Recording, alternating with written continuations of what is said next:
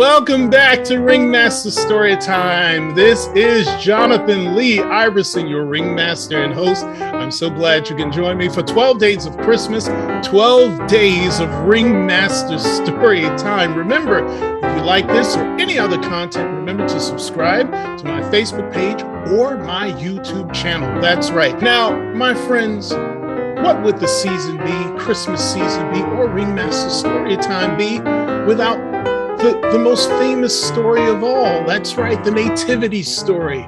Oh my goodness, it is such a wonderful story of hope and redemption through one special child. Now, I have to imagine, if you're the parents of this one special child, that's a lot of responsibility. I mean, that's a lot to deal with. It's a lot to be a parent, but this particular child, hey, it's something else. And I found this wonderful story that I love to share with you right now. And it's from the perspective of his earthly father, Joseph.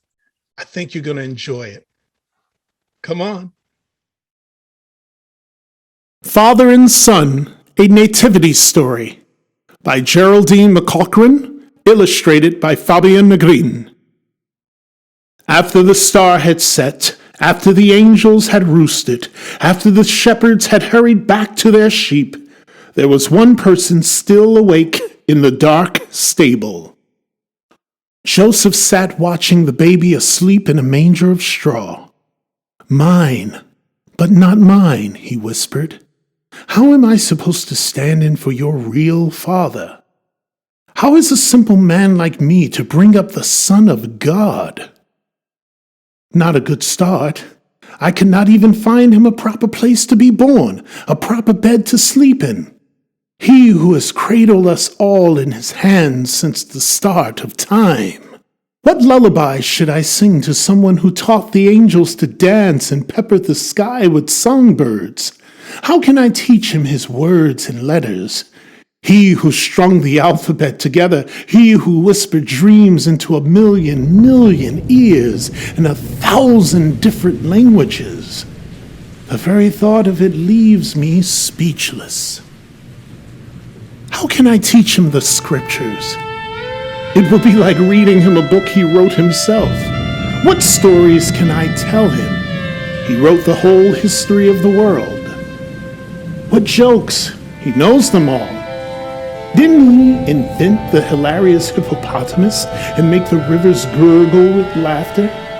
Didn't he form the first face wink and make it smile? Someone tell me, how do I protect a child whose arm brandished the first bolt of lightning, who lobbed the first thunderclap, who wears sunlight for armor and a helmet of stars? And yet, somehow my heart quakes for you, child, small as you are. How shall I teach you right and wrong when it was you who drew up the rules? You who parted good from bad. How? When I get angry and lose my temper, who will be to blame? Always me, I suppose. How do I feed and clothe someone who seeded the oceans with fish and hung up fruit in the trees? Who shod the camels and crowned the deer? It's bread and fishes from now on, son, and clothes no better than mine. What game shall we play, boy, you and I? I mean, how can I rough and tumble with someone who pinned the ocean in place with a single tack-headed moon? And how shall I ever astound you, child, as my father did me? You are the one who fitted the chicken into the egg and the oak tree into an acorn. How can I put a roof over your head, knowing it was you who glass-roofed the world and thatched the sky with clouds and stitched the snow with threads of melting silver? I am a carpenter, child. By rights, you should learn my trade. But how can I teach you to plane a door, knowing it was you who planed the plains, who carved the valleys and hewed the hills, the wind in your one hand and the rain in the other? How? What presents can I offer you, who has already given me everything? this wife, this night, this happiness, this son. What shall I pass down to you, little one, apart from a world of love? Not as much as the color of my eyes, not even my name, and yet I've been thinking, child. My hands are strong, God knows, and everyone needs an extra pair of hands from time to time. So that's what I'll give you, son. That's what I'll be, God willing. A helping hand.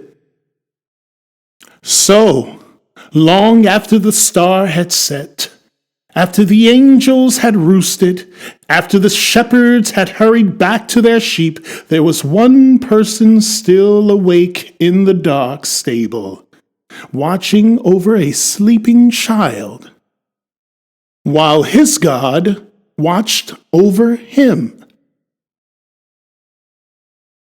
The end. I never can get enough of that story, ever. However it's told. I love it. Thank you for joining me once again for Ringmaster Storytime. 12 days of Christmas, 12 days of Ringmaster Storytime. It has sure been a pleasure to read for you. I can't wait to see you again. Same time, same place. That's right, tomorrow.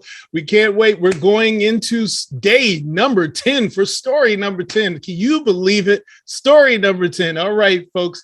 Remember, keep reading, and remember, keep the circus alive inside you.